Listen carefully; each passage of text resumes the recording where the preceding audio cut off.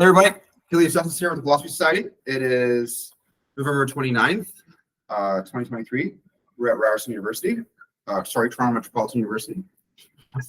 In the library, room 661B, via our administrative assistant, Natalia. Thank you very much for your effort. Very nice. Anybody else wants to help with things? Okay. Do you want to talk about anything that's on the mind? I have so many things that I wouldn't even, it's so, I don't know. I think I had an idea. So I talked about waiting 2 weeks ago. So it's linked to an uncertainty. Okay. And uncertainty is something that's really interesting. Okay. How to wait it. We'll do a little piece on that. That's good. All right. So let's get into it. So waiting and uncertainty. Uncertainty is like a not knowing state, which is essentially just going to generate anxiety. So remember when we talked about the object of emotion? So we have the person, and then this is like the mind, and the emotions are like within the mind and body kind of thing. And then there's some thing out here, the object, and we perceive this object, and it will generate an emotion. The perception will generate an emotion in us. And we could be the object ourselves. We could perceive ourselves as an object and then generate an emotion from our self-awareness. So if the object, so that's like the standard case. So we'll do like a second diagram. So we have the person, and let's say the object, so object here equals X.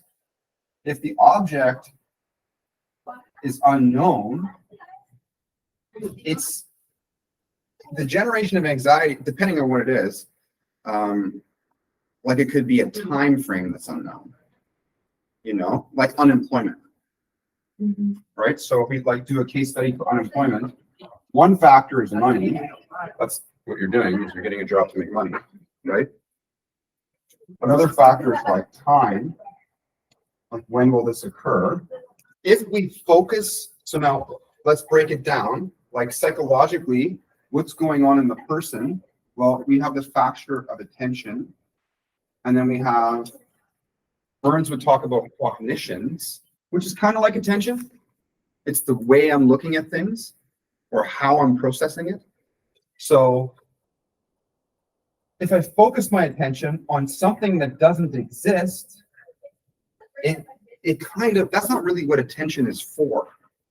Attention was evolved to detect like predators, for example, or to pick out like red berries.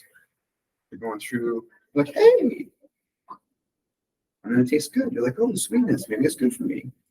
You didn't die in like a day or 2 to 3 days. So like, all right, I'm gonna go back to that spot where I found that sweet little berry, right?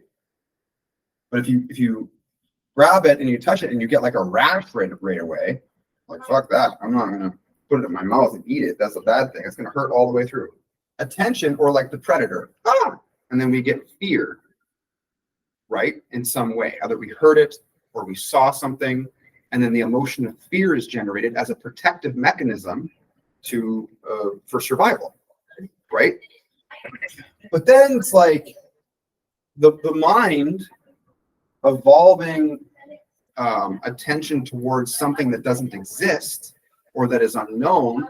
It's not really well equipped to deal with it so well, right? So we have to use other mechanisms to not have that unnecessary anxiety being generated. Because in some ways, our emotion is like energy that we can use towards something, whether it's anger, fear, happiness, right? And so it's the wisest use of those emotions, we could say, would be to put them in some constructive way so that I can build my life with them. And that's the way out of depression, really. Right? When you can learn to take your sadness and despair and use it constructively, especially when you like hate yourself.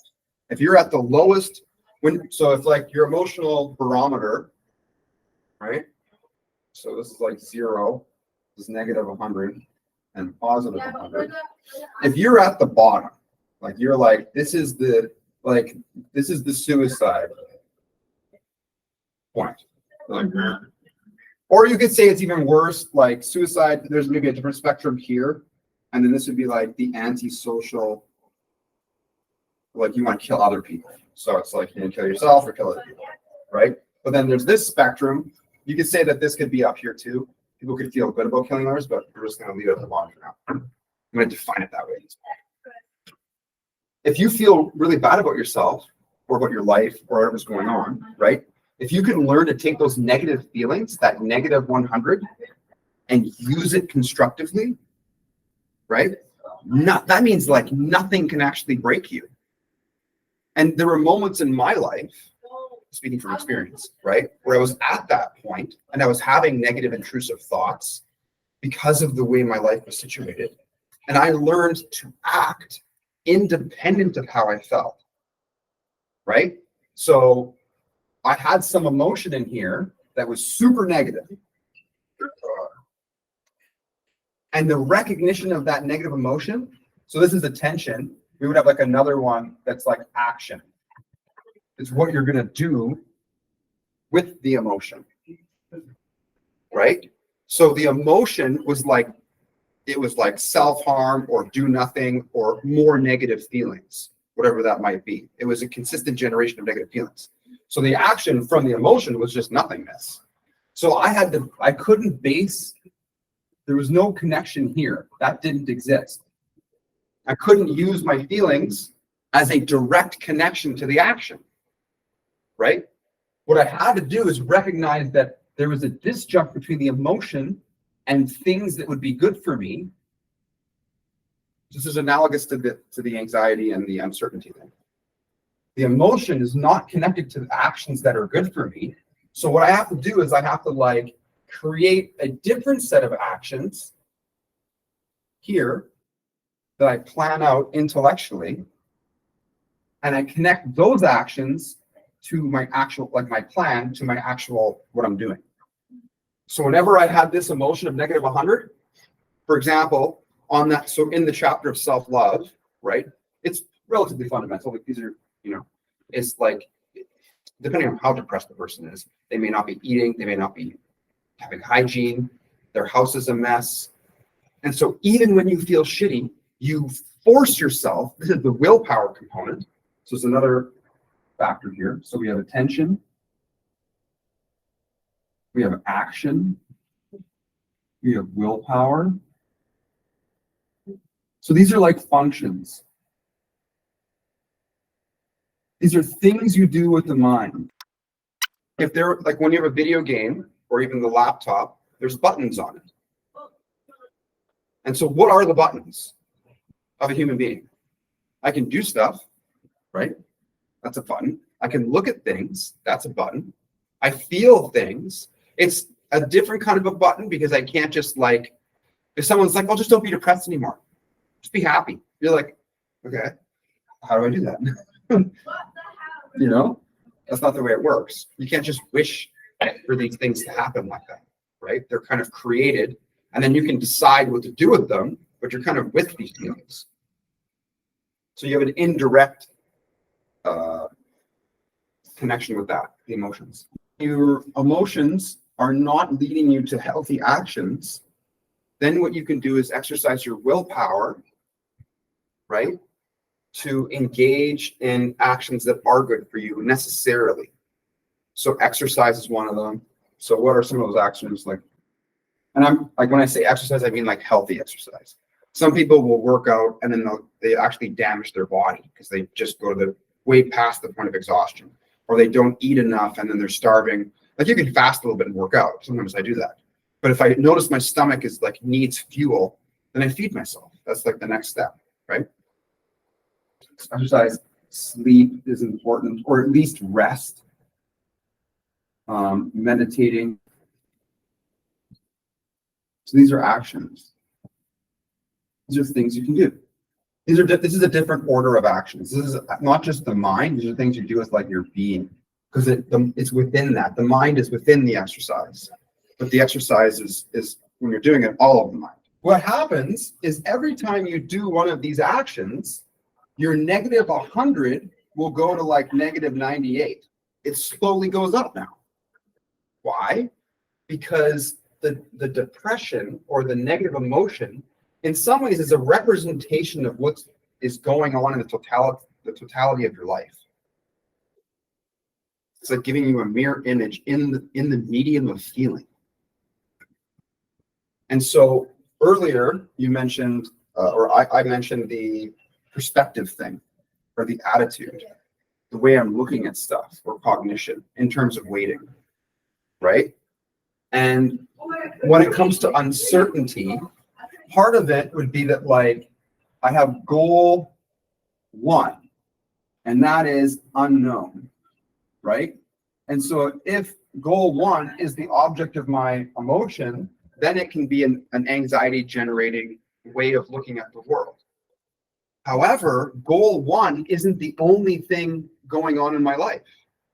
There's a bunch of stuff, right? And so we would talk about values,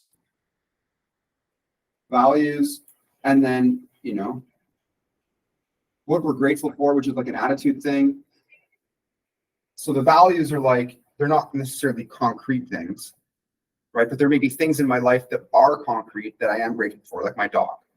I love my dog. She's super cute, very close to me, right? And so I can be grateful for that she's there for now, as long as she is there, right? But if I think about, I don't have my PhD, and if I focus on that, I don't have this all day. I don't know when I'm going to get it.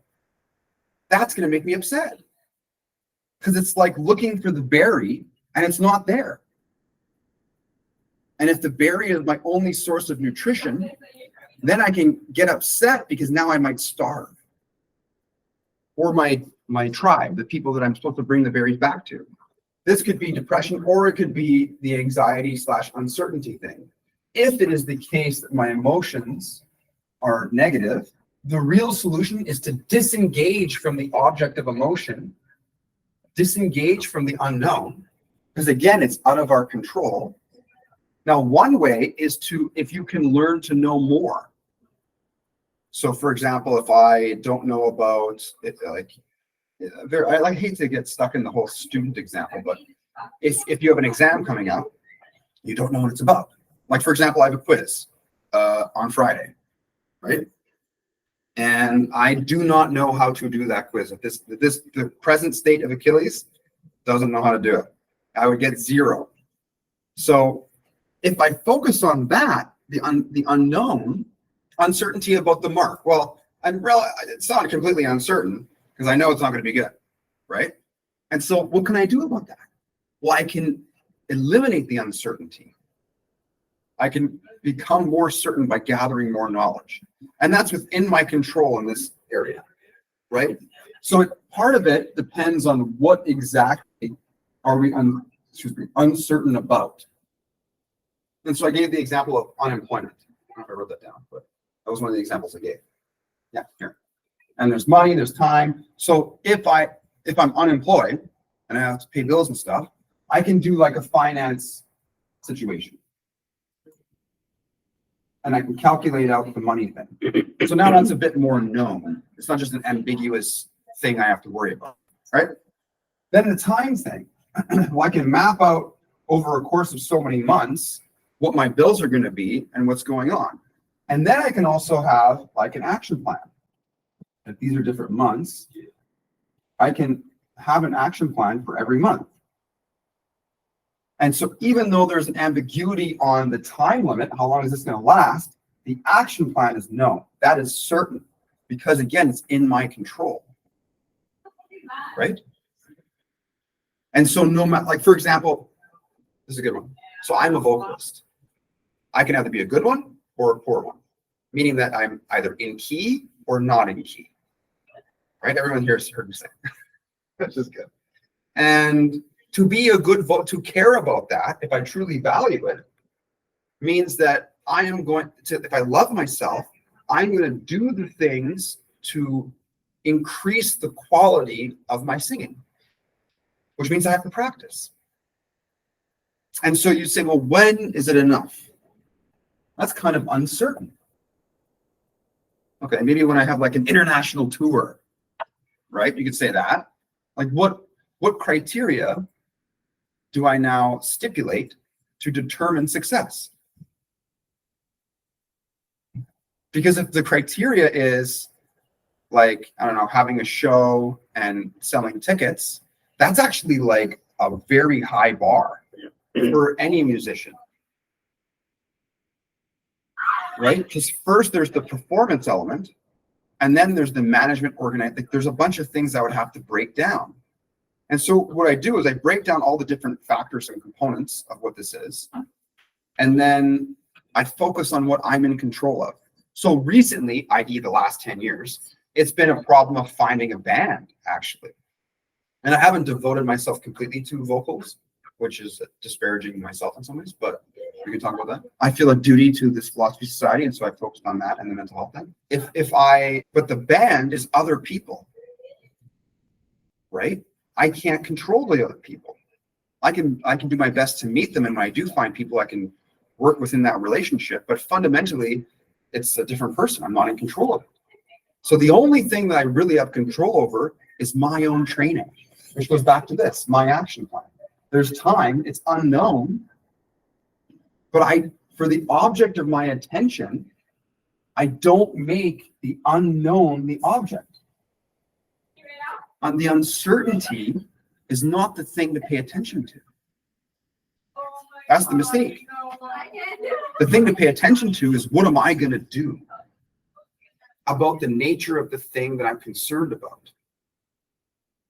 Whether it's doing resume stuff, going to meet people and networking to get a job, if it's a job thing. As a singer, it's managing my life, so I practice every day, which I haven't done for like a week now, which is very bad as a singer. Very, very bad. Because now I can't sing. Or I'm going to be out of key and sound like crap. And that's just what it is. And so it's not to say that live a life of no uncertainty. Part of like being mentally healthy is being able to tolerate uncertainty. And to do that successfully is to know where to direct your attention, how to move the controller. And so when I have something that's uncertain, part of it is understanding the nature of the thing. What is it that I would like to know? And then focusing on what's in my control and not letting myself get upset about something that I can't find or see. If it's unknown, then what am I supposed to do? Right? And that's a self-love thing too. And so part of our cognitions or our self-talk is to be supportive, is to say, hey, I don't know this. I don't know. And that's okay. That's like being your best friend. It's okay that you don't. Right? And that's your responsibility to do it for yourself. That's being an adult, an independent adult. Sometimes, even when you're 40, you're like, ugh, and your friend tells it to you, right? When your emotions get a little low. But really, if you can figure out how to do that, how to use the cognitive distortion, Burns critical thinking assessment or evaluation to deconstruct any negative thinking patterns and then replace them with healthy ones, right? Empowering thoughts that says you can do it. We just want to be realistic so you can be successful and whatever the goal is. So this is one kind of idea. And one of those, right?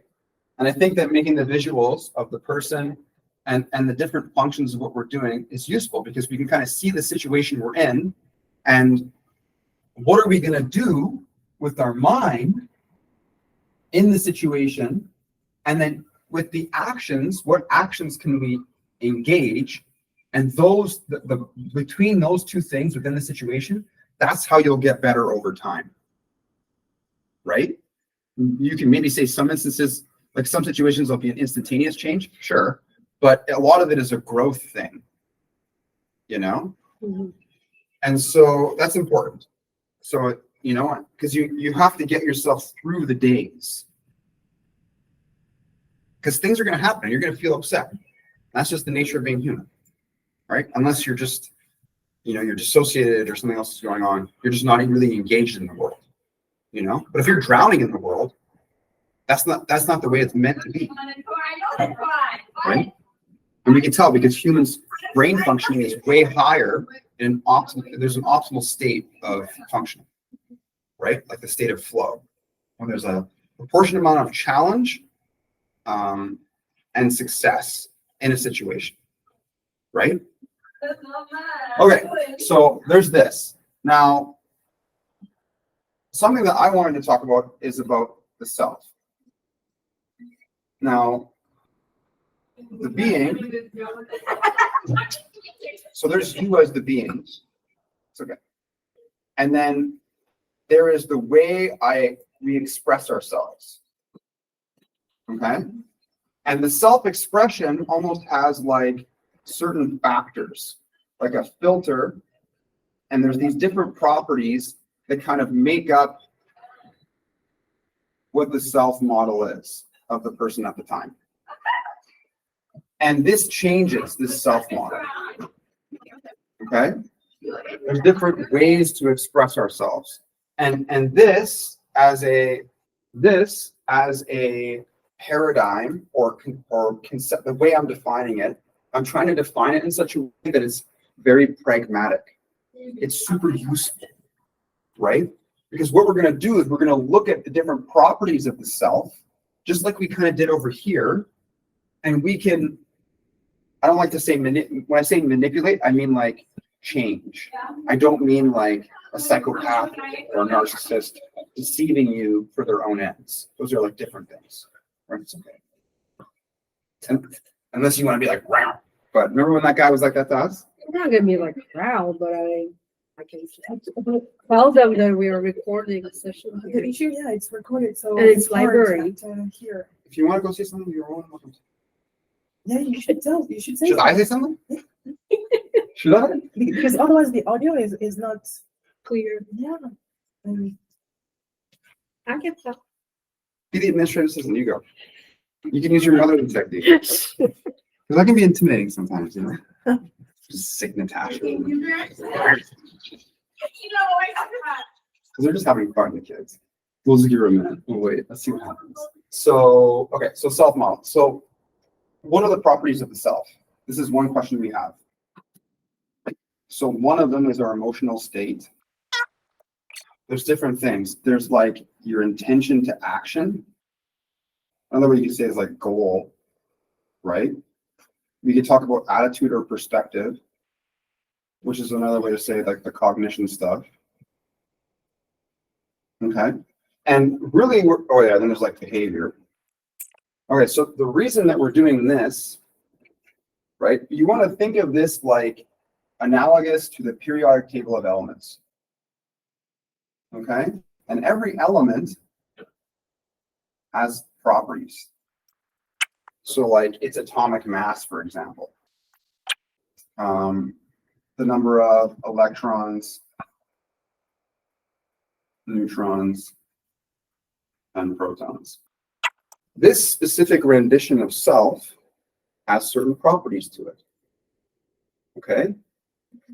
And through your awareness, so that's like over here, of this is like, well, it's like the being kind of. You can change the self. Sometimes you're like, oh, sorry. And then you just like, take a second, and like, okay, I'm going to try this again. Right? That's like you washing away the self and doing another version of it. And the reason this is important is because it gives us control to modify our mental health state over time or help other people be their best selves. Right? It's difficult sometimes, depending on the person and the condition that they're dealing with. But at least this way of thinking about it, I feel is actually very coherent. There are some philosophical problems with the notion of self, but what I'm saying is that it is a fluid thing. So the Buddhists will talk about no self, that everything in the cosmos is changing always. Nothing stays the same, including yourself. So how can you say you are the same person today as you were yesterday? Right? Well, it's not a constant variable like that. It's like a quasi-constant variable. Okay? And so what we want to do is whenever you as a person have problems in your life, whatever that might be, you can reflect on your current self model and you can identify certain properties within it and you can try to modify these properties. There's things you're doing, the way you're feeling, what you're thinking about, how you're relating to others, right? And what that does over time is it changes the way you're expressing yourself. So this is a solution to personality disorders. This is what I'm trying to say. And it's not only within a therapeutic context, but it's a social thing. We want to socially help people be their best selves through some form of reinforcement. And as you can argue that this is behaviorist and maybe some problem with that, but I'm trying to be empirical in the sense that I'm looking at what is out there and I'm not imposing assumptions on what is out there, right? And what that means is that if somebody has an issue with the way they relate to the world, or even some substance use, like they drink every couple of days, for example, and it's not good for them because when they drink, they don't think clearly and they have problems with their loved ones, right? They become their self-expression under the influence of that substance is not good. And so the therapeutic context is like one person with another person usually, right? And so there's an exchange here, but it's very time limited. Like, it's like 1 hour a week. That's the therapy situation. Whereas in society, there's like situation one, and there's like a bunch of different people all together. Situation two, then the main person is around one other person. And then situation three, it's just them by themselves. You know what I mean? Like think of yourself throughout the day, the different kinds of people you're interacting with. So there's quantity, right? There's the quality of the relationship. So like if this is your family, seeing them every day, there's a longevity to that, right? You have more exposure with each other. You observe different things and the cycle of their behavior. So at certain points in the individual's day or whatever's going on with them, you can explain and communicate stuff to them over time. And when you're giving them awareness of these things, of these different factors of the self model, then it gives them the opportunity to grow and change from it. But if it's only in a therapeutic context, the therapist, patient, whatever, only have access to so much of that observable data of that person. You only see them and it's artificial.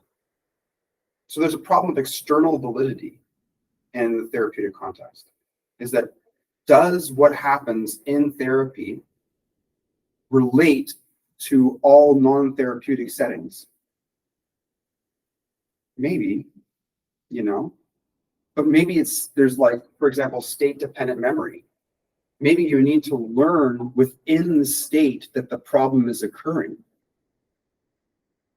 right? And from that state, grow out of that state. And so with my community housing program, that's like what I'm faced with, is I'm living with somebody. And if I truly want to help them, it's responding to them in the moment when they're upset.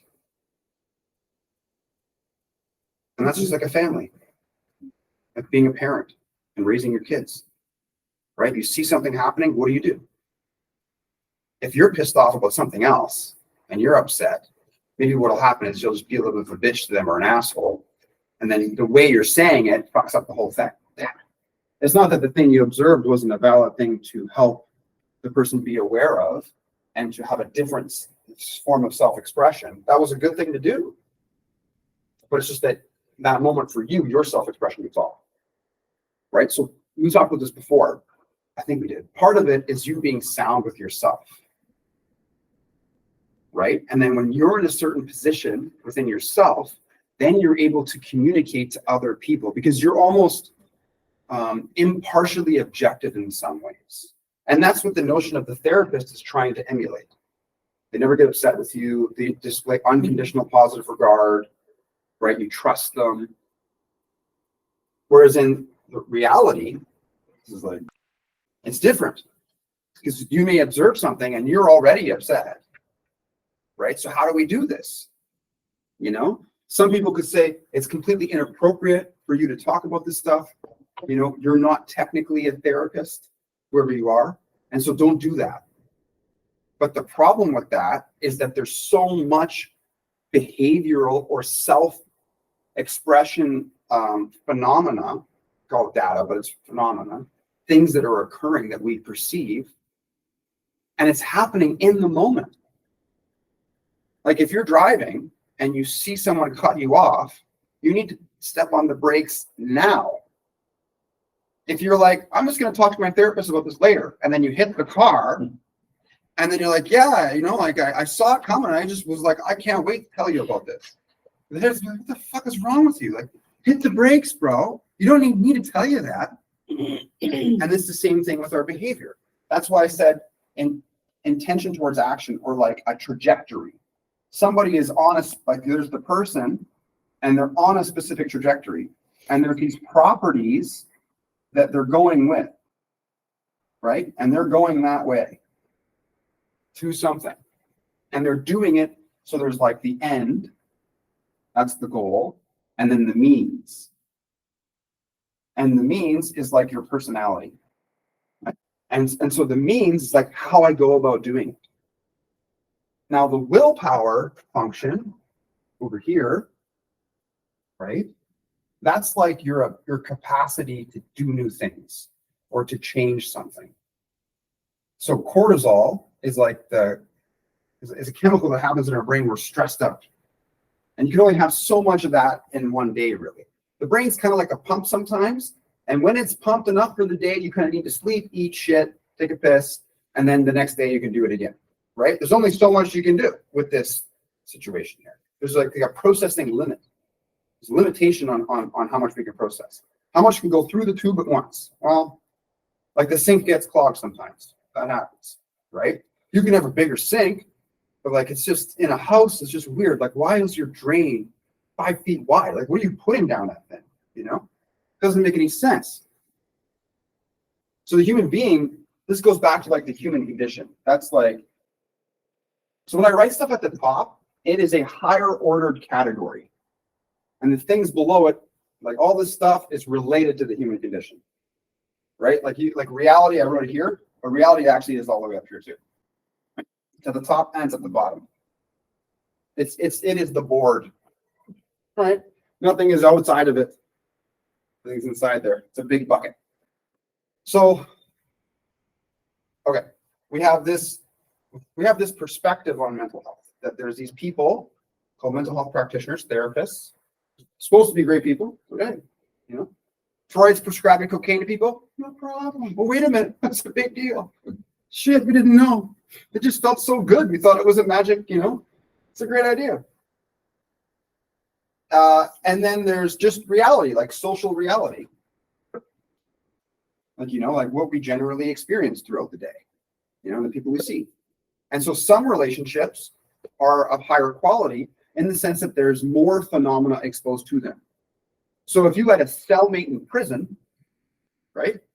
You're just there and just see this fucking guy all the time. You're like, well, we're just together now.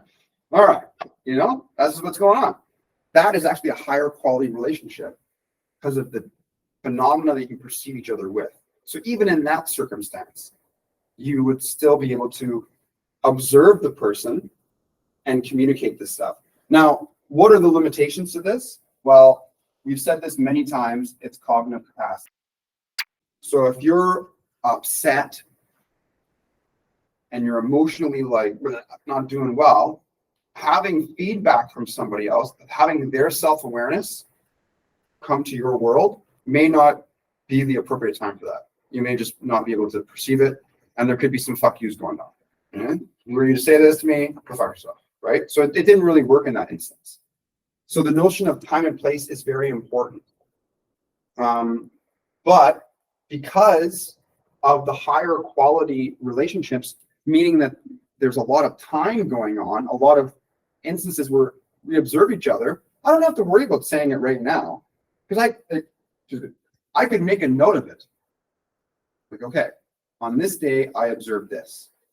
And then I wait until the person has the capacity to talk about it. This is how you have relationships with people. This is how you do it, actually. Because like, what are you supposed to do? Just, if someone says, just accept me for the way I am. Okay, I accept you, but do I choose to spend any time with you? You know, do I want to be around you? Do I feel comfortable with you? If you do things that hurt me, how do we reconcile that? Like, what do we do about that? How do we make sense of it? How do we balance it out? When I say I'm being empirical, what I mean by that. So there's this thing called Occam's razor. All right. So what is Occam's razor? I want Dimitri to know this. Okay. Type it in your phone. Is that okay? Okay. I hear Dimitri's voice being like, it is this. You're allowed to cheat in this class. Because the true test is what? Say with like, I want to hear some more vibrato in that. Try again. Real life. There you go. That was strong. It's a principle of William of Ockham. Yeah. It says that if you have two competing ideas to explain the same phenomenon, you should prefer the simpler one. Very good. Another way of saying that is don't make assumptions. Because if I'm assuming something, I'm adding another level of explanation in it. Okay? So if we say, why? Like, why did this happen? Right? So let's say you go, we're going to Arizona. Maybe have this big van, Talia's driving. You know what I mean? It's a little bit of an older van, but it's a nice van. She's like, this is a beautiful van. Leather, you know, it's vegan leather. She's like, it's a new vegan leather. I got it fixed. And there's a nice couch in there. The fridge is packed, right? And then we stop for a moment. And then if someone has to go for a pee, they go into the area there. And then they're like, look at this interesting rock. And then you kind of dust it off. And you're like, wow, it's a crazy dragon skull. Like, what is this? Right? Mm-hmm. So why is this here? Why does this rock look like a face? And this one just looks like a blob of nothing. Right? But this one has like teeth and eye holes. Like, what the hell? Like the first people that saw fossils, you know? And they're like, what's going on with this? This is peculiar. This is a very different thing than these things. And so we ask why. Right? And so now we have to give an explanation. So this is why it is.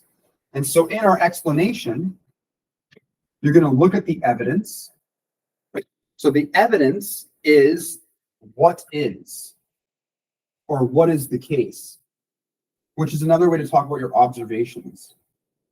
Okay, so observations are different than our interpretations.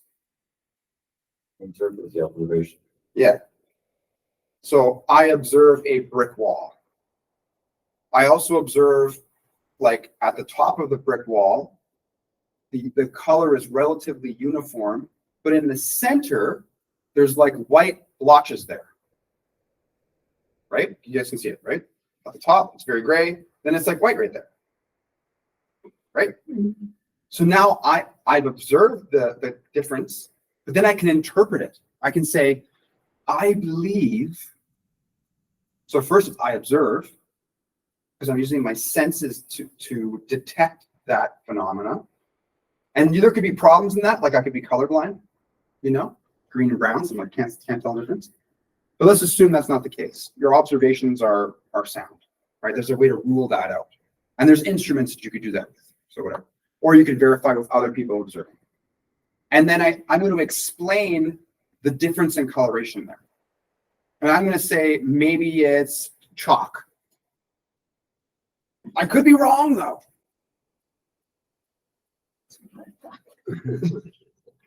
Okay, maybe it's cocaine. That could be it too. Freud was here. Okay, sure. All right. Freud was thinking about his mother. He's doing a bunch of cocaine. Okay. Just throw it in the wall.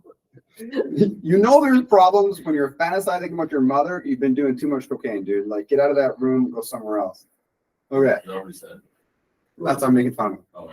Oh. Okay. Because he has the Oedipus complex and the Electra complex. That every little boy and girl fantasizes a relationship with their opposite sex parent. And then the other, yeah. Anyways. Okay. So Occam's explanation. So what is it? Observations. And then we have our theory, right? That can have a causal inference, right? That is explaining that it ties together all of the data, right? So if this is our data, the theory goes like this. And it kind of talks about how it got in there. It summarizes it and says, this is how it manifests itself, right? So we're looking at the sky and we're like, look at, there's colors in the sky. It's beautiful. We're gonna color rainbow. And then somebody else is like, yeah. And there's leprechauns with pots of gold. And there's these people that have cereal and it's really good. And I don't know, and you're like, okay, but okay. And then the person who is like, I'm going to go look for that gold. And they just chasing the rainbow for I don't know how long, right? So that's an explanation. It's a theory. Whether it's a good theory is a different thing, right? Or our dinosaur example. We observe this thing, and then we're going to make an explanation about it or make a theory about it. So in the theory part, that, like, first of all, we don't want to be putting in evidence that's not there. So all the dots are observables, but then there's like squares and circles and triangles. What the hell is that stuff? Right? Maybe it was the microscope and the microscope was dirty. And so I thought that there was this thing there, but really it was this. So if I do a different microscope, it's not there anymore. Same thing, change the apparatus, right? I'm colorblind, this person's not. We both look at the thing and one person can discriminate between the colors, the other person can't, right? So there's ways to rule out the integrity of the evidence.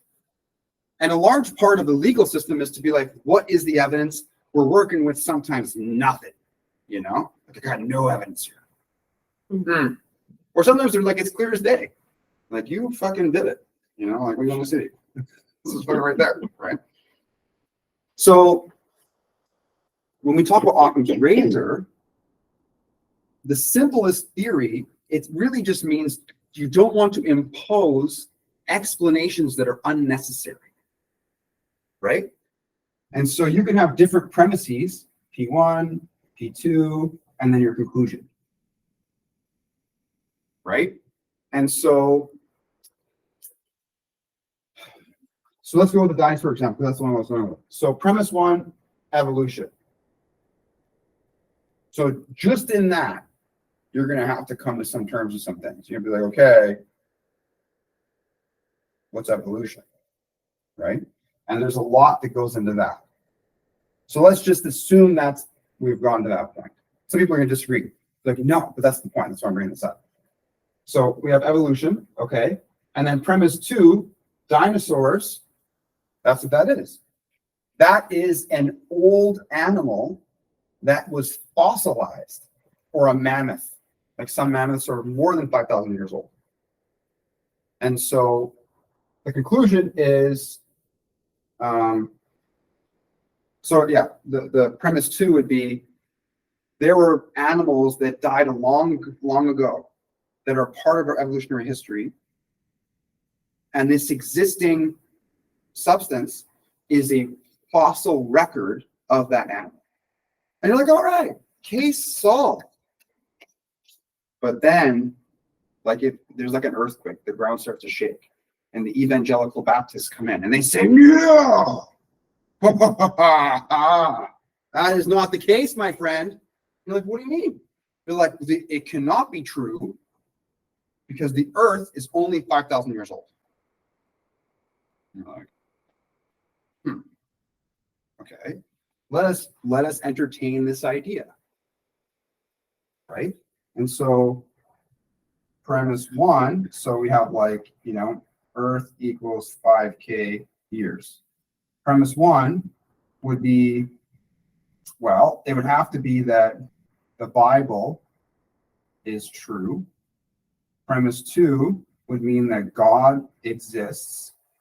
Premise three would be like the Earth is 5K years old. Premise four, this is like as simple as I can make it right now. It's probably even more complicated. I can notice we've already went beyond the theory thing here. Premise four would be that, all things that appear to be older than 5 years equals false. So now you have to explain that, because it's not just fossils that falls into. It's like, the entire cosmos, for example, right? Like not even geological records on the planet. It would be other things too, right? And are the pyramids older than 5 years? Like there's records of humans being older than that, So all things that are older than 5 years, right? And so they would have to say, well, this is a test of faith. And then some people even talk about the devil. The devil put it there to test your faith. And then therefore, the conclusion would be that thing you call a dinosaur is the devil, which is a test of faith. Mm-hmm. So Occam's razor, like now this person could say, well, you're making this oversimplified and it's unfair because you're constructing this in such a way to prove yourself correct. So we could make that criticism, right? But I'm just illustrating Occam's razor for us as an example that we can kind of get on the same page with. The major premises, right? And so Occam's razor would say this only has two premises and a conclusion. This has 1, 2, 3, 4, 5, 6, has double, right? And therefore, it's better to go with this theory than that theory. Because you have to explain all of these things. These are all true or false. All of these have to be true for the conclusion to be true. All of them. If one of them is false, the conclusion is necessarily false. It's unsound. Mm-hmm. It may be a valid construction, the way that the bricks are put together, but when you tap the brick, it just goes, there's nothing even really there. And that's not good. Because if there's nothing there and you stand on it, what happens? Right? Sorry. It's okay. Just like this. There's no brick there. So Occam's razor, okay? Why am I talking about that? Okay, this. Let's go back to that. So you could say that having a therapist or that attitude towards mental health is the way to go. This is the best way, right? But it's the problem is that there's so much going on that the therapist completely is inexposed to, and you may not see it or just may not say it because you're not comfortable telling the person that because you don't want to look bad, for example, right? Self-serving bias. I want to make myself look the best all the time, which is fine, but it may not help you in your process of being your best self, whatever that might be. To say that the therapist is the person to regulate, this could be like a straw man fallacy. Maybe I'm creating this argument in a way that's based on one thing that's not true, and so the whole argument falls apart. Maybe that's true, but let's go with it anyways. I'll accept that criticism. If you try to say that the therapist's responsibility is to be the sheriff of behavior, they have this badge like, hey, don't do that. This is not good for you. They're not around you enough to give you the feedback necessary for your optimal growth. Analogous to a parent. When we think of parent, We think, well, that person's just around the child almost all the time to help the kid grow. And then once the kid can do it themselves, parents are like, whew, fuck, I'm done. There we go. You can tie your shoes now? Okay. You can wipe your ass? Great. I don't want to do that anymore. Like, we're done with that. Like, I'm gonna go do other things like gardening, smell flowers, and not that. Right? It's not that the therapist is you have a dependency on the person. It's that if in the person's development, in the lineage of their self-expression, this over time, right? All of these instances, like it looks like this. And there's like a person, it's like it goes over time. It's like different instances of the self. And there's slight variations every instance. But yeah, like part of what I'm working on right now in my mind is what are the properties of the self? Like what are these properties exactly? And how are they analogous to something like the periodic table of elements in a way that every form of self is like an element. And you can control the variables to create elements that are necessary for specific situations. Like over here. It's like a situation. Right? Or just yourself over time. And we kind of do that automatically, you know? Mm-hmm. But I want to make it explicit. I want to be like, there it is. And that's good because it gives you more control. It allows you to have goals, be aware of yourself, and then change yourself relative to the situation so that you can make whatever you need to have happen. So you're not just like, oh, you know, I've never done this before. It's okay. So, or I'm not good at that. So, just because you don't have experience with it doesn't mean it can't be done. And it also doesn't mean you can't learn it. Because your best self will learn the thing. So if uncertainty is something that is affecting you, observing the properties of the self and modifying them in situations over time will allow you, like over situation, within situations and across situations, right? Will allow you to deal with that problem, whatever that problem might be. And it might not even be problems. It could just be like optimizing your happiness or your well-being or getting the most out of a relationship. You know, let's just do that. Because the quality of your life will increase. Or how can we run a philosophy society? Like, what does it mean to be philosophical? What does it mean to have a group that is together? Remember I said last time, the way we're put together is wise. That is fundamentally the very first part of any philosophy group, is how we relate to each other. And so this is the most corner piece that everything else is built on. If you don't have this, you have nothing. Because if you have nothing, you have no means to change yourself. And not only is it how do we change ourselves, sometimes sometimes I realize I'm doing what I'm doing right now, and I'm like, what is going on? And then I'm like, don't think about it, just keep on going. Anyways, okay. Yeah. Because I don't even realize because I don't know, I'm speaking from this perspective and I'm like in my mind, but then I realize that you guys see me from that perspective. And I'm like, wow, that's so weird. And then I see myself in the video, I'm like, because I don't experience it like that. I'm just like reading off my mind to you. And I'm like, this is what I've seen. I think it makes sense, you know? And there's these voices in my head being like, you know, don't be arrogant and like, who are you to say this? You know, I'm just like, don't fucking listen to that shit. Just keep on paddling, man. You're almost there. Okay. So those are valuable little tidbits of self-reflection. You know? Okay. So like, here's another thing. Okay. So we have Freud. So this is a contrast to Freud. So Todd Dufresne, PhD, he taught me huge criticism of Freud. Also, Dr. Amate, is a clinical psychologist, two different guys. Different approaches to criticizing Freud. One's a psychological perspective. The other one is a deconstruction philosophical perspective. Now, Freud has the id, ego, and superego. The id's like your basic drives. Superego is like how society imposes you, and the ego is supposed to be the medium between the two, right? The conscience. This is Freud's properties of self. Is that so, my friend? And then we go back to Occam's razor. Okay, so let's just talk about being empirical.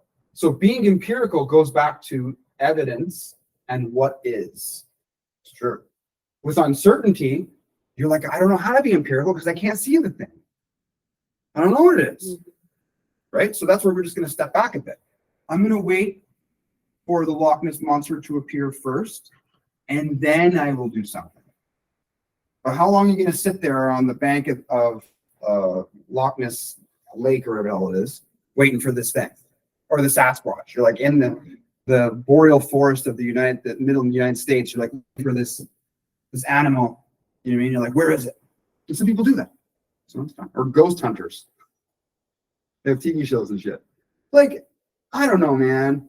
Maybe a ghost is the kind of thing you can capture on camera. Maybe. Because if you can, then the Ghostbusters also make sense. Because if the camera can capture it, then it's a physical property. Then you'd be able to develop technology to like fight the thing, which is super awesome. Right? I'm dating myself here because I was born in '85. And Ghostbusters was like, that's the year it came out or whatever. Okay. So, what's going on here? So we talk about Freud, right? Or other psychological theories. So this is kind of like down the road of his master's degree, one of his master's degrees or PhD, right? It's evaluating. So I've already given the solution, but this solution is actually in contrast to other views of human nature. And so when you say, so if I say, let us be empirical, so can we observe emotions? Yes. We can even measure them with an instrument, right? You can see a difference in the way the brain is interacting. Now, if I use that same question and I say, can we observe the id? Well, what do we mean by that? So Freud's id, ego, superego. The id is like the explanation for our base core animalistic instincts and desires, like sex and hunger and food. And so the id is the thing that tells it to just eat now. When you go into the store and you're waiting for the pizza, you're like, please give me the slice of pizza. Right? And they put it in your hand, and then you're supposed to pay for it first, and then you're allowed to eat it. Once you have the bill of sale, like here's your receipt, now you can do whatever you want. Right? But the id just says now. And it's the same with all basic desires like sex and drinking water or whatever it is, right? And so, but how do we be empirical about that? Is it just a behavior? Like, where do we observe it? Remember when I said over here? There's the theory, there's my explanation of things, and then there's that which I observe. Okay. So how do I observe the id, or the ego, or the superego? What is the thing? Like, how do I point at it? Right? And so you can have this, or we have like the Oedipus complex, or like the stages of development, like the oral stage and the phallic stage, as explanations for why people do things. So Freud would say that if people that smoke cigarettes are stuck in the oral phase, a fixation with the mouth, right? But is that representative of what's really going on? Like, is it true that that person has a fixation with the mouth? Or is it something like when they were a teenager, they were pressured into smoking cigarettes, and then the addictive properties of cigarettes led to them utilizing it, and other lack of stress response mechanisms, they just smoke forever, right? There's different explanations, different ways to interpret what's going on, right? And so to evaluate it, to say, is this good or bad? Is this accurate? right? Because the Baptists came in, they're like, hey, no, 5,000 years old. And that's, do I believe them? What if it's my dad or my uncle or like my father-in-law, and I want who I'm going to marry, their parents to accept me, or my boss? And I say, I don't know, man, those dinosaur bones look pretty real to me. And then they call you the devil now. You have been influenced by the devil. Ugh. Now what do I do? I'm super nice to you. I brought you a coffee this morning. Now you're telling me that that's fucking devil. I did not piss in the coffee, bro. It didn't happen. You know. Now I want to. You're being a fucking asshole. So Roy has an explanation of things, right? But how useful is it? And so that's why I've developed this approach, because I'm trying to create a tool or a conceptual technology that allows you to have control independently of yourself in some ways, but also together.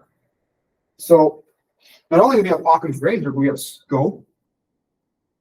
What do we include in the thing? Like how much can we put into the bucket? What is the scope? And with this theoretical approach, there's lots. There's a lot you can do. Because if you take this same model and apply it to political leaders, you're going to say, hey, man, just chill out for a second. You're saying a lot of stuff. Let's just go one thing at a time, right? And it would allow you to, with that awareness and that way. So remember last time we talked about the philosophy of society, and there's different people,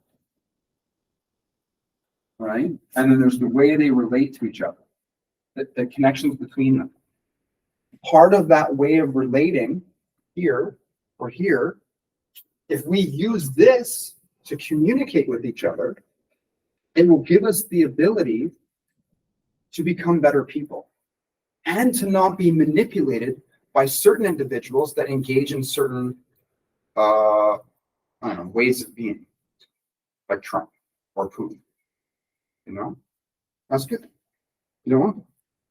Or North Korea launching a spy satellite into orbit recently. Why? Well, he has nuclear weapons and he's testing them all over the place. So a little disheartening, you know, not a good thing. Right? And so, yeah, so this is the core foundation. This is like the bare bones of what we're going to use when we try to figure stuff out. Right? And it's not often. I'm still working on trying to iron out what exactly are the properties, like with the periodic table of elements. The great thing about the periodic table of elements is like when they say elements, they say it's the most basic form that all matter is composed of at this level. There's different levels of like the scope of it. Like if you zoom in even further, then you get to like quantum level. But when you zoom out to the molecular level, that's what things are made of, right? These different elements. And we can actually break them apart and put them back together, and we observe that it's consistent all the time because of the properties they're made of. Like alchemy is a pseudoscience or a practice where they wanted to take lead and transfer it into gold, right? But with their technology, or even if it's physically possible, they couldn't do it. They're just, what are they doing? You know what I mean? Just like smash it a little bit. Maybe no. Heat it up. This is important because we're being empirical. We're looking at what are the properties of the self, what do we observe, and how can we mold them together like ingredients to get the kind of person out of us that we need to be, whatever that is. And when we're together, and I'm like, I love you, I want you to be your best person, right? And that's what I want for you guys. And so how can we relate to each other in a way to help each other be our best selves? And that's the interaction part, right? And that's a good thing. That's all right. Let's go. Let's go get a burger now or something like that. You know, or get like a milkshake. It's great. Okay, so scope. So these are like Kuhn's criteria of adequacy. Another one is coherence. So I'm just gonna put empirical somewhere else because it's actually in a bad spot. Put it like over here. Another way to say Occam's razor is simplicity. How simple it is. So we talk about scope. Coherence is, does it contradict itself? Right? Does it fit together? Like the bricks, they all fit together like Lego pieces. They're not like meshed together. That doesn't work physically. You can't just take an object and like, I can't go through the object. Right? But in our reasoning, that's like, sometimes it doesn't work. It goes together in a way that doesn't make sense. They need to be beside each other. They need to make sense. Right? Predictability is that with the theory, right, I can predict future events. So my statement comes true. My future-oriented statement comes true. The prediction was that I believe X will occur if these properties are together, or if the situation is such that it is, right? So if I raise the temperature of this liquid to 100 degrees, water, it will boil. It will start to evaporate. And then I do it and it occurs. And this is how science functions, right? So a big problem with Freud is it's unscientific. And now Karl Popper is a philosopher of science, and he talks about falsifiability, or our ability to test things. Right? How do I falsify it? And what that means is there's logical issues in confirmation. If I'm just only looking for what I can see, sometimes I can confuse myself. I can find stuff to prove myself right, but there are some things that would show that the circle I've drawn is actually a piece out here. So if I only look for these ones, I could think that's the whole picture. So if you say, is this the whole picture? But you never saw that. You say, yeah, it's the whole picture. I've confirmed it. But if I say, is there anything outside of the picture? And then something comes up, I'm like, oh, there actually was something. I've tested the theory by looking outside of it, and I've falsified its existing state. So now I have to reformulate the theory. I have to redraw the circle to include that other thing that was missing. We did the philosophy of science like almost 6 months ago or so. We're throwing a little bit in here now because I'm explaining why is it the case that this way of looking at things is a better way, right? In contrast to some other idea like Freud. It might be like entertaining, or we can like use it as a fruitful way to talk about things sometimes, like certain theories. But if our goal, so when I talk about predictability, you say, if you go to therapy, you'll get better. You're upset. We have a problem of uncertainty. I don't want to have a problem of uncertainty anymore. So what am I going to do? If I say, well, you just need to regulate your id by using your ego. Or your superego is hyperactive. You need to regulate that with your ego. So, well, so what does that mean? Right? How do I do that? Whereas if I say, be mindful of your emotions, and the object of your emotion, see, I'm being empirical. I'm pointing at things in your experience that are real. And the reality of those things is that it's objective. You could close your eyes and it's still there. You can go to sleep, you're like, no, I don't want to participate in this anymore. And then 10 years later, you come back, you're like, oh, fuck, it's still there. You know? When those ghost TV shows, right?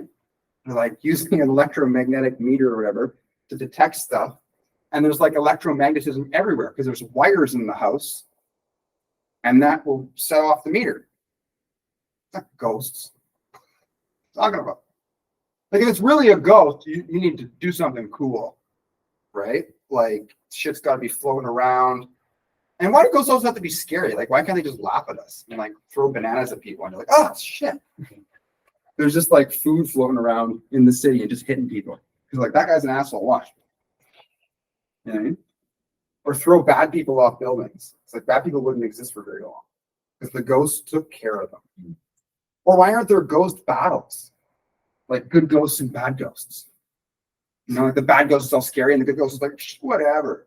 It's like just like a funny blob. Like you know, it's just like something cute, like Kirby, this old video game character. It's like a round thing, smiley, not threatening at all, you know?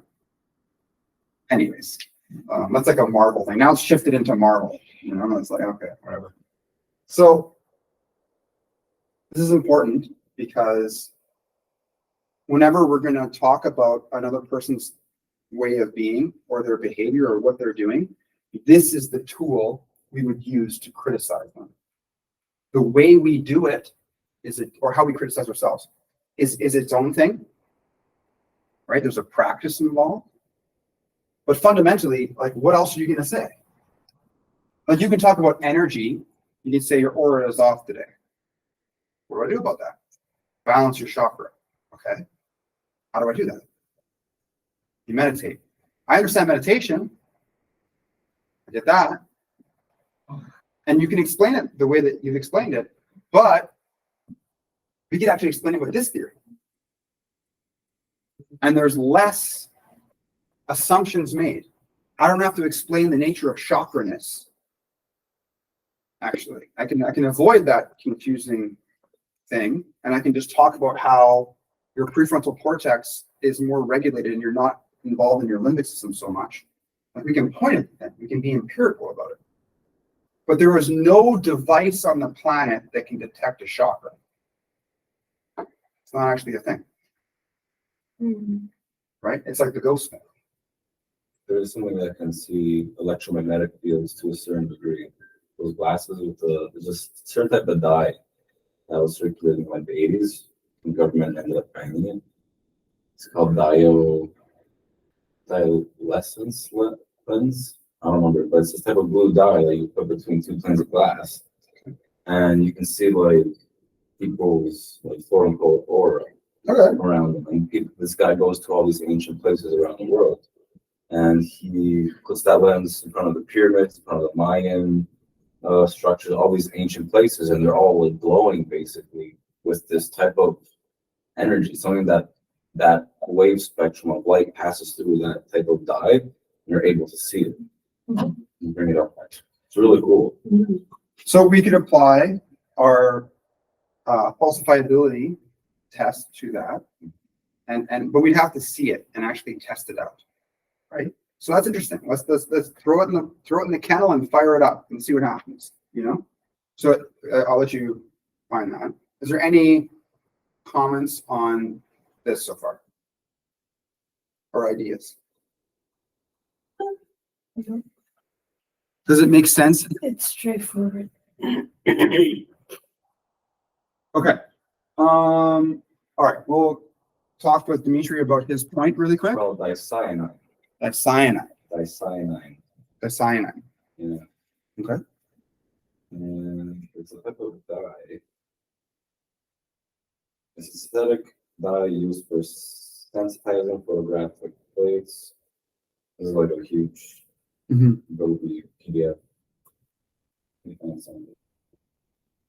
Why did they ban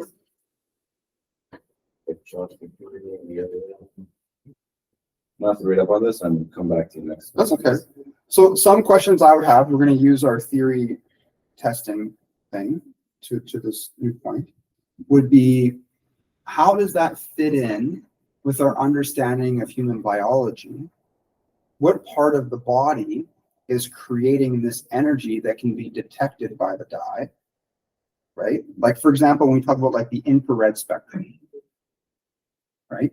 It's like picking up like heat, you know?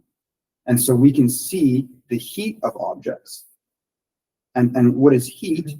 Heat is like energy given off when the molecules are moving very fast, right? I'm not like, and next there's like a very low wavelength that's emitted, And then the infrared can pick up that lower wavelength that the eye can't, because the eye didn't evolve to pick up infrared heat. If it is a visual thing, where would it fall on the visuals or on the light spectrum? Now, if we argued that, well, it's not on the light spectrum, now what happens is the Occam's razor problem comes in. Well, now we're making an assumption that the eye can pick up something other than light, which is a huge claim. That's like a big deal to say that, right? Because now we have to look at the eye and we say there's rods and cones, right? That's how we see light and dark and color with the rods and cones in our eyes. And so is there some, because maybe it's true what you're saying. So we'd say, well, is there some other property of the eye that is picking up this non-light phenomena that is aura? And let's say you found it. If you found that, you would get the Nobel Prize. It would be like literally the next biggest thing ever. And it couldn't just be one person that found it. So for example, I think it was like in the 80s or, it wasn't the 80s, but recently after they developed nuclear fusion, there was two guys that said they developed cold fusion, an ability to have like a nuclear reaction in a room like this. It's cold because it's not as hot as the sun, or it's contained, right? And they published a paper saying, we've discovered this. And I was like, the biggest thing. These guys have figured it out. And so the next step in the scientific method is to say, if you have discovered something, now it's your turn to take their methodology and repeat it and see if you get the same results. And nobody was ever able to replicate those findings. And so because we can't reproduce it, it means it's not valid, right? Because it's not useful. If it happened once and nobody else could ever do it again, well, that's fucking use doesn't make sense, right? That meant that only one person ever could boil water, and that was the only person ever. That is completely useless to human civilization in its entirety. It doesn't matter. But if I say, if you take this metal object, you put the liquid in it, you use this contraption called a stove or oven, and you turn this knob and you put the thing on there, in about 7 minutes or so, you will observe the phenomena of boiling. And every human being with that basic methodology can reproduce the phenomena of boiling. And then what happens is our whole civilization is based on that. We use it to clean water, we use it to cook, right? Like if we couldn't boil water, like human life would completely change. That is something so basic it's like breathing. It's so basic to us that we would have to change our entire existence. So if something like an aura existed, what are the implications of that aura? Like what does it do for us? And how do we detect it? How can we be empirical about the thing? And how does that phenomena or explanation fit within all of the other things that we know? And so we don't want to just dismiss an explanation, because that's not being philosophical. That's not being reasonable. Being reasonable is utilizing some methodology to understand the nature of the thing. And so Kuhn's criteria of adequacy, The Structure of Scientific Revolutions, a book that he wrote in the 60s, 70s, is very useful because we can apply that to all beliefs or theories that we have. And yeah, so what is the scope of auras? How many assumptions is it making? Can we make any predictions off of it? Like if you could see it, and let's say there was like an evil aura, and then you could predict that someone had criminal intent or they were going to hurt somebody. That's useful. That's good for us, right? It's kind of like the Minority Report Tom Cruise movie, right, with precognition. And then falsifiability. How can we test it to see if it's real? Is there some way? We want to put all of our theories through this mechanism to determine their quality. Whereas if you just appeal to authority, if I say this is correct because I'm Achilles Justice and I said so, that's an appeal to authority. And that's not useful for you. I'm not actually showing you or demonstrating how to do it yourself. But if I say the reason that I think it's correct is because it passes all of these tests, and when we compare it to other theories, we can see how this one is more empirical. We can point to things in our experience, and then we can test them. You can send a video, a link to a video if you want in the thing. And then we would say, the question is, how do we know if it's true? What do you guys think? Is this true? Give me your opinion and see what the people say. And in psychology, they talk about opportunity cost. So if somebody has cancer, for example, and they don't believe in chemotherapy, like I don't believe in it. I don't believe in the standard medical procedure. I want to do an alternative practice, and they go to Reiki therapy. I'm like, I'm going to do it. It's going to work. I believe it, right? And let's say that they only have like 6 months to live, and the doctor says you must start chemotherapy today. If you do not start today, then the probability of you dying is almost certain. And so the time they spend doing Reiki therapy, they lose the opportunity for the standard practice that has shown a certain degree of probability of success.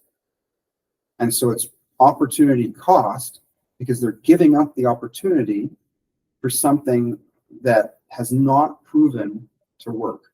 It's not that alternative medicines may not work. Some things are pseudoscience, like Reiki therapy.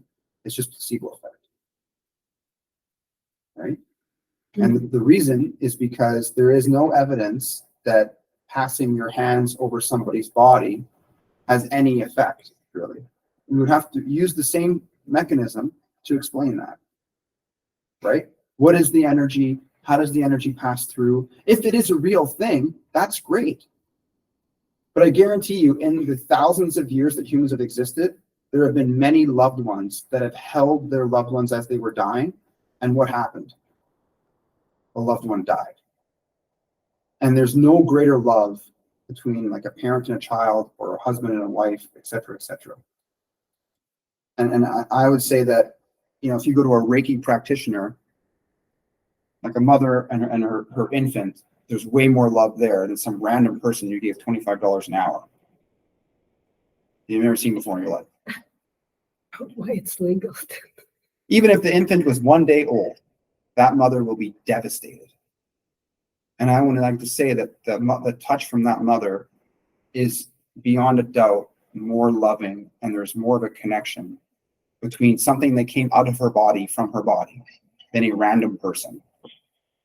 And so if it's never worked, maybe sometimes it has worked.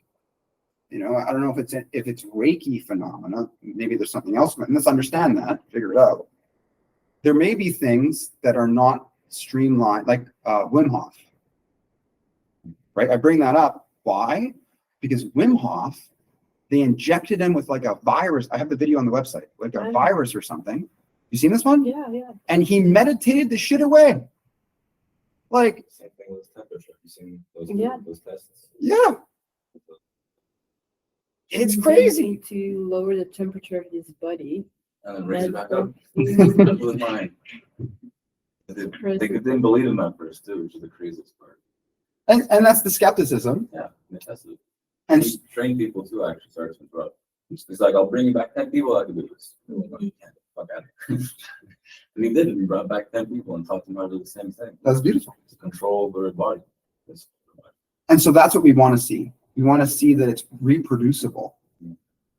And then he made a prediction and he proved, and if you're a scientist, you will bow down. You will say, great sir, you may pass. Right? And that's a test. Like some people, like psychics, or how they call It's people that do cold readings, talk to the dead people or whatever. Mediums. Mediums.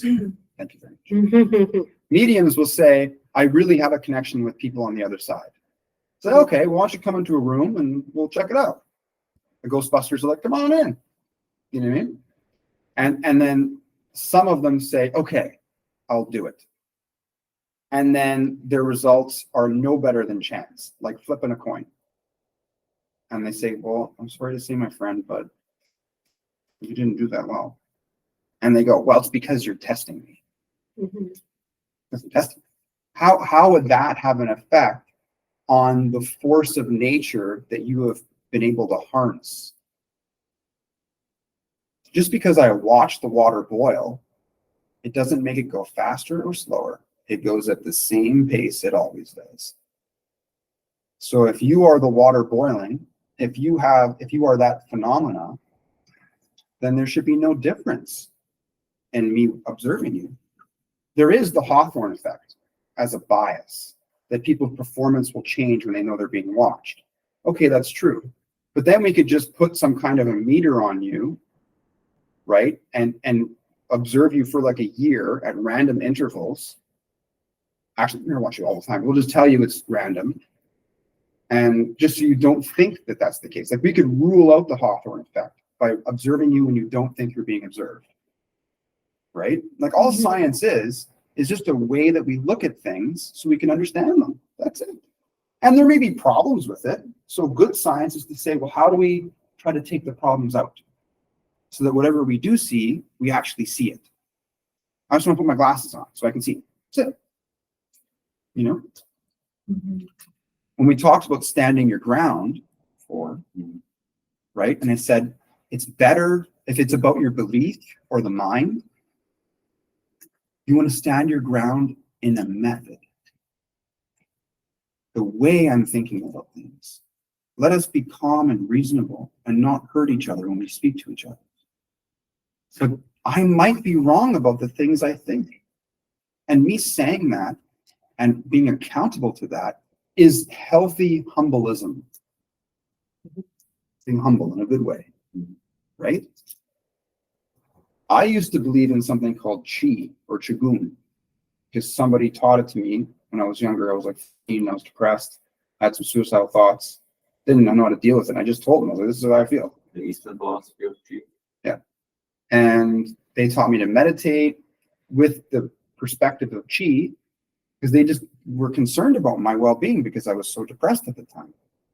And they were trying to give me a sense of control. And even though chi, I don't believe exists because there's only 4 fundamental forces in the universe. The only one it could be is electromagnetism. And it's not like I could put a battery to my hand and I charge myself up. It doesn't work that way, right? And so, but the meditation practice does make you feel better. So it wasn't the chi that was the thing.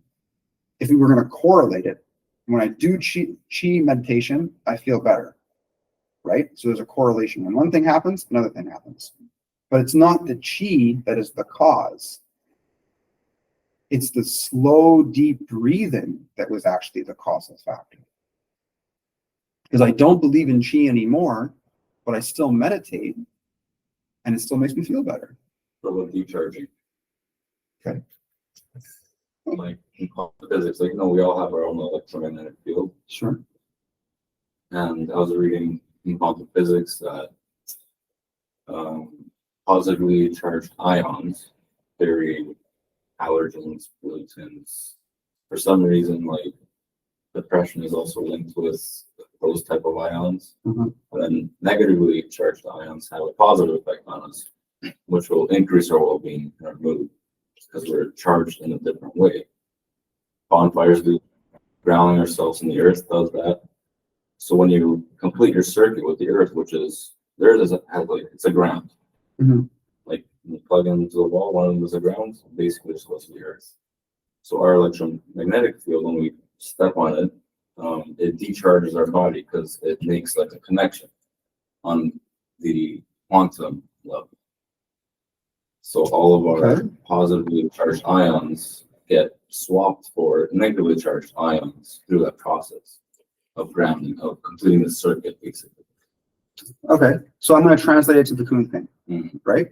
So if this is true, we could predict that like blasting somebody with negative ions in some form or another Mhm. would make them feel better, Correct. right? Which So, there's things that do that. okay, Beeswax candles, okay, bonfires, clashing water, waves, those all release negatively charged ions, which is why those make us feel better.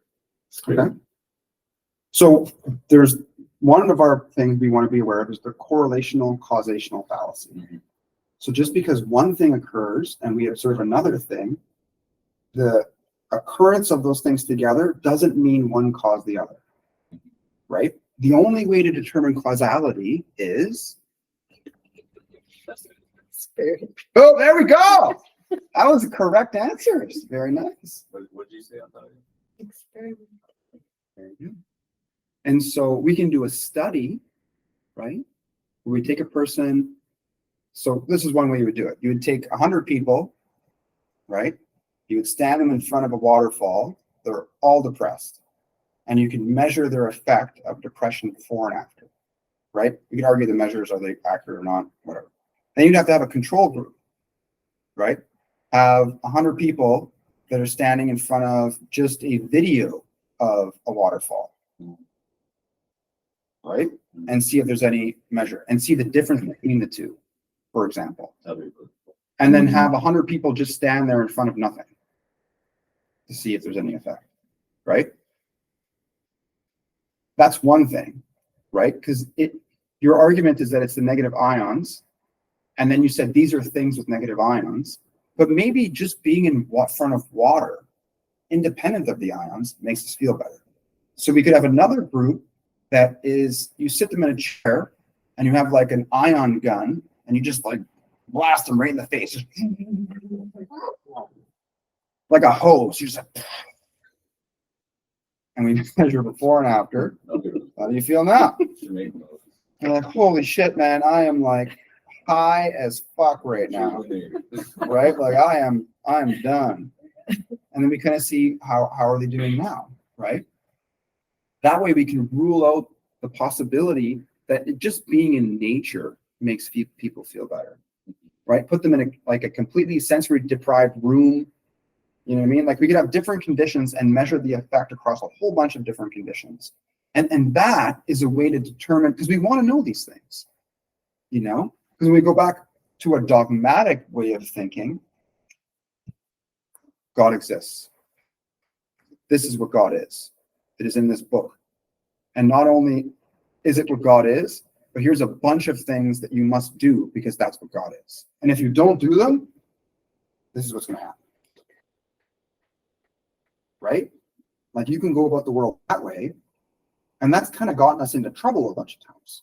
Not that science hasn't led us into some questionable areas, but it's our approach to thinking about things and understanding things. That is the healthy philosophical approach. What does this mean? And how do we know what it is? How do we know what's true? And we want to utilize, like this is a discussion about the self model, which is important. But in general, with our critical thinking skills, we're using our critical thinking on the self model. We're saying, okay, Achilles has presented this case. Now we're going to work on the critical thinking / philosophy of science to evaluate it. And then we're going to take that same critical thinking and philosophy of science and evaluate other theories. Freud, the existence of dinosaurs, right? Talk about Reiki therapy, all these different things. And what measures could we use to determine the concreteness or validity or soundness of these beliefs? How are we going to understand them? Right? So if I go to my friend, I say, I'm upset, I'm uncertain about this situation in my life. And my friend says, you know what you should do? This. I'm like, all right, I'm going to go do that thing. When you do that thing, it may or may not help you. And you may be wasting your time doing something that's not good for you. There's things that could just be a neutral spent of time. Like I don't know, like I don't even know. If you have indigestion and you don't feel good, you're like, ugh. Like, just go take a walk. You're like, I don't know, man. Like, walking right now does not feel like the best idea. And then you do it anyways, and it makes you feel worse. That sucks. Whereas if, like, let's say Pepto-Bismol or some other indigestion chemical would just make you feel better. Like, oh, I'll just come over and I'll bring you this thing. It'll make you feel better. And then you evaluate both properties or both things to do. You know, like this one, it seems like it's going to directly affect the thing I'm dealing with. And then you do that thing and feel better. What about placebo effects? Like how Yeah. people will give them like a dud supplement saying that here, this is Advil, cure your headache. Mhm. Your headache goes away because they believe in it. Yeah. And the placebo compared to the other studies where it says it's not Tylenol. So That's weird as well. in the waterfall case, that's where I was like, let's rent out one of the theaters in Cineplex and just show a waterfall, maybe even with no sound, because sound wouldn't be necessary if it was a negative ion thing, right? So now they're bored. They're like, They're more depressed now. exactly. Sound. And tell them there'll be sound and make that a thing so that they can get it. Anyways, that's not me. So I just to really test it out and to falsify it to make sure that the thing we're saying is real. That's what we want to do. We talk to people about You want to do a study? yeah. Well, go to school. You do a master's thesis. I think someone already did that though. You can replicate the findings. Because if you discover something, it's a big deal. If you think you know something, it's only a couple of years to get a degree and then publish a study. And now you're fucking, renowned around the world because you framed it in such a way that we can all learn from it too. And if you find something beautiful like that, please share it with us. But you have to communicate it in a way that we can understand. Not like the medium that says, well, you're watching me, so it just didn't work. Well, then you kind of suck a little bit, my friend. Like, if that's all it takes to throw you off, like a band sings in front of thousands of people or whatever, them watching the person doesn't make me a shittier singer. It's challenging, but I meet the challenge. So you prove to me that you can do what you say. Okay. Is that good? Very good. Until next time.